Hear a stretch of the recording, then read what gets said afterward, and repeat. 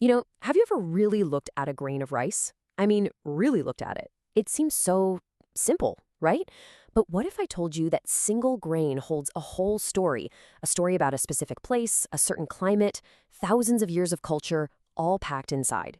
Today, we're going to dive into the story of India's vanishing rice. And believe me, it's a tale of incredible loss, but also, maybe surprisingly, one of remarkable hope.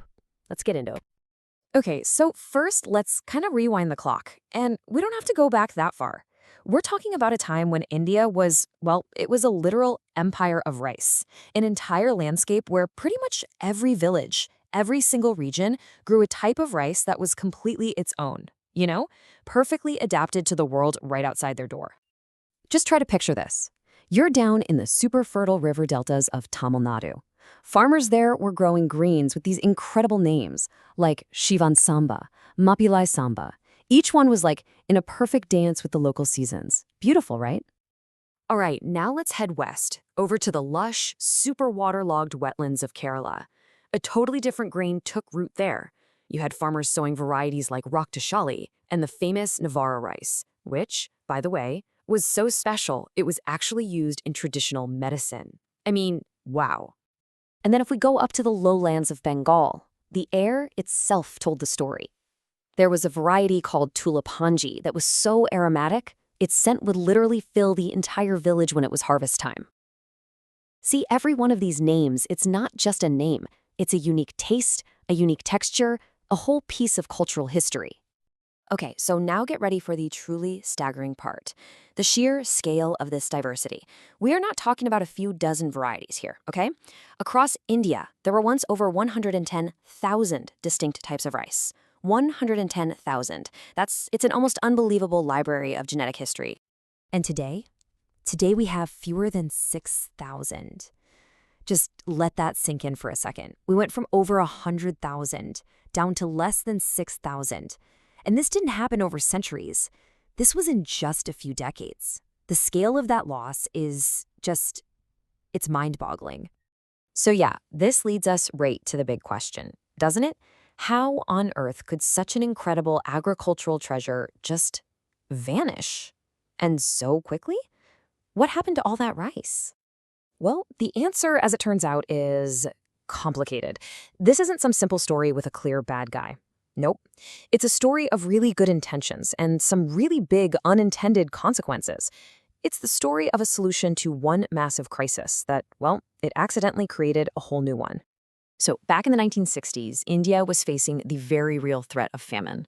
The answer was something called the Green Revolution. It brought in these new, high-yielding varieties of rice that, when you added fertilizers and irrigation, produced these massive harvests. And it worked. It saved millions of lives. I mean, a truly monumental achievement. But there was a cost, a big one. All the government subsidies, all the market focus, it all shifted to these new seeds. And that pushed farmers to abandon the thousands of local varieties that their families had been growing for generations. There's this quote from an agricultural historian, Dr. Dabal Deb, that just hits the nail on the head. He says, "We gained yield, but lost resilience." Think about that. India solved its food quantity problem, for sure. But in the process, it gave up the incredible adaptability and strengths that was built into all those native grains. So how did this actually play out on the ground? Well, it was like a chain reaction. First, these new seeds, the HYVs, they were pushed hard. With subsidies and everything, that meant farmers stopped saving their own seeds, something they had done for centuries. Then the market started demanding just one thing: uniform, polished, quick-cooking white rice. So all those other amazing traditional varieties got pushed to the side. And finally, and this is so important, that deep traditional knowledge of seed saving, which was often held by the women in the community, it just started to fade away. And that resilience that Dr. Deb talked about, it was baked into something called a land race. Now, these weren't just random greens. You can think of them as tiny agricultural superheroes. Seriously, each one had a unique power perfectly adapted to its home. For example, you had Kulakarat rice, a total survivor that could make it through blistering droughts, or Kalajira, which could grow in salty coastal soil where other crops would just die. And then there was Pokali, an absolute marvel that could literally survive being underwater in a flood. Each one was a perfect, time-tested solution to a very specific, local problem. But here's the thing. The story does not end there, in loss. Nope. just when these seeds were right on the brink of disappearing forever, a whole new chapter started, a story of revival. And it's being led by this incredible group of people you could call the guardians of the grain. All across India right now, there's this quiet counter-revolution happening. It's this dedicated network of people working tirelessly to basically turn back the clock on this extinction event. You've got groups like the Vrihi Seed Bank in Odisha, Thanal in Kerala, and these amazing farmer collectives like Sahaja Samruddha and Soil and Soul.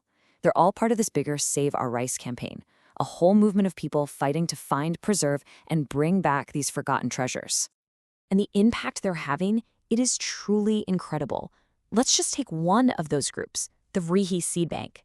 On their own, they have managed to find and save over 1,400 of these rare land races. 1,400! That's almost a third of all the known surviving varieties in India, protected by the efforts of just one dedicated organization. It's such a powerful example of what focused conservation can actually do. So why does this matter so much? Why go to all this trouble? Well, because every single time one of these old seeds gets planted again, it's a win on 3 different levels. It's a win for biodiversity, for sure. It's a win for restoring cultural memory.